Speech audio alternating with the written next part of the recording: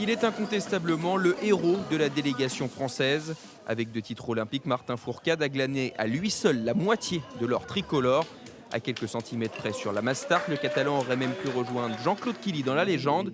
Pas de 3e sacre dans une même Olympiade, mais une 3e médaille en argent. Je me bats uniquement au quotidien et je m'entraîne toute l'année pour me faire plaisir, pour vivre avec mes copains et mon équipe des sentiments comme ceux-là, des émotions comme celle-ci.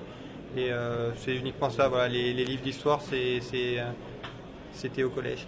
À défaut des livres d'histoire, Martin Fourcade entre dans le cœur des Français et devient le fer de lance d'un biathlon qui aura fourni 4 des 15 médailles tricolores. Ces 3-là ont offert à la France l'un de ses plus beaux frissons. Jean-Frédéric Chapuis, Arnaud Bovolenta et Jonathan Midol. Un podium 100% français en ski cross, une première dans l'histoire des Jeux d'hiver. J'ai vu les deux collègues qui étaient là-bas. J'ai dit ouais, c'est bon, la triplée magique, énorme quoi. Énorme comme la performance de Pierre Vautier, champion olympique en snowboard cross. Avec Chloé Trépechon-Bronze, il ramène à la France l'une des 2 médailles de la discipline. Gravement blessé au genou, Pierre Vautier a longtemps cru qu'il ne pourrait pas venir à Sotchi. Je pense que peu d'athlètes ont pu revendiquer ce genre de situation, avoir une médaille avec un ligament en rideau. Et peu d'athlètes peuvent se targuer d'avoir remporté une médaille à 18 ans. Colline Mattel, 3e du premier saut à ski féminin de l'histoire des Jeux.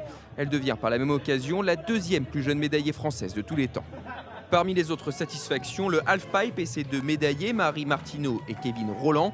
Le slalom géant avec Steve Missilier 2e et Alexis Pinturo 3e. Sans oublier le relais de ski de fond masculin qui décroche le bronze. 15 médailles au total, un record qui fait dresser à Denis Masseglia un bilan globalement positif. On aurait pu avoir un peu mieux, mais on aurait pu aussi avoir un peu moins bien. Donc, quelque part, il y a toujours des bonnes surprises qui compensent des déceptions. Et on arrive à la fin à, grosso modo, l'estimation que l'on avait faite. L'objectif aux prochaines Olympiades sera, comme chaque fois, de faire au moins aussi bien. Ce sera en 2018 à Pyeongchang, en Corée du Sud, avec un porte-drapeau qui semble déjà tout désigné.